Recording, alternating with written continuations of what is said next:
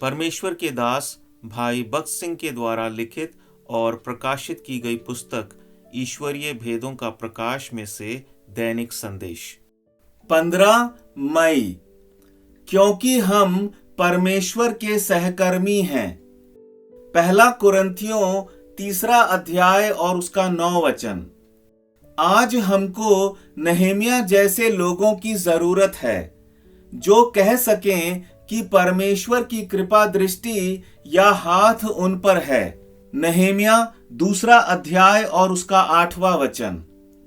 लोगों ने जब देखा कि नहम्याह के ऊपर परमेश्वर का भला हाथ है, तब उन लोगों ने परमेश्वर के काम में उसकी सहायता की। परंतु जब होरोनी संबलत, अमोनी तोबियाह तथा अरबी गेशेम ने यह सुना, तब उन्होंने हंसी उड़ाई और परमेश्वर के लोगों का तिरस्कार किया और उनको तुच्छ गिना।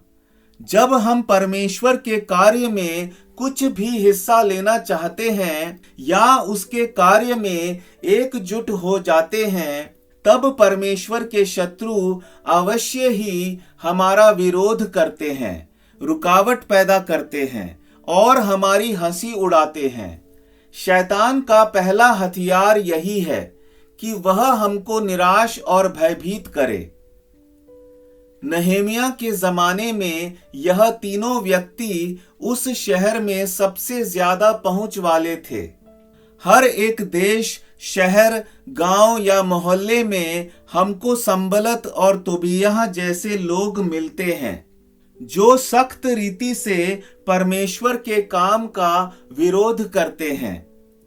परमेश्वर की सामर्थ्य के लिए यदि हम पर्याप्त प्रार्थना ना करें तो ऐसे लोग हमको परमेश्वर के पीछे चलने से रोकने में सफल हो जाते हैं। यदि हम प्रभु के लिए कोई भी काम हाथ में लेते हैं तो वे हमारा मजाक उड़ाते हैं जिससे हम निराश हो जाएं। इन सब बाधाओं पर नहम्याह ने प्रार्थना के द्वारा विजय प्राप्त की। लोगों के ठट्ठा मजाक पर ध्यान ना देते हुए उसने अपना मन परमेश्वर पर स्थिर रखा।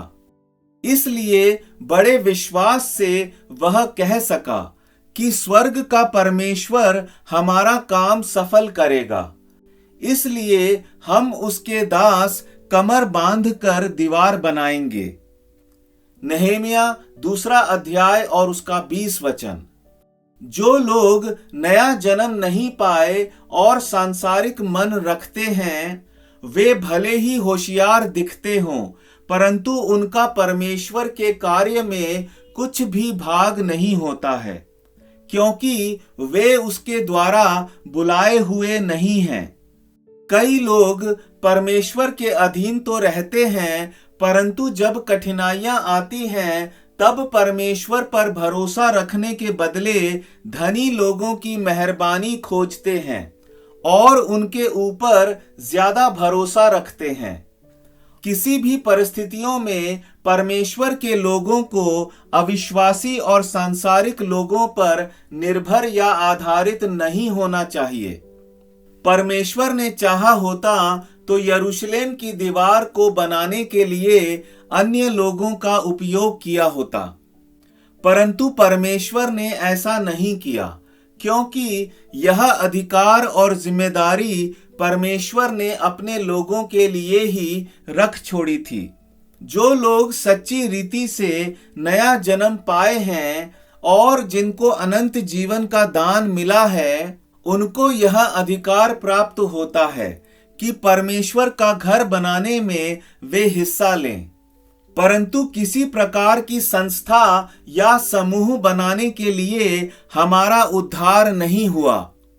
प्रभु के नाम के द्वारा हमको बुलाया गया है, जिससे हम परमेश्वर का निवास स्थान, परमेश्वर का घर, स्वर्गीय भवन बनाएं। यह भवन ईंट, पत्थर, मिट्टी या लकड़ी का नहीं बनता।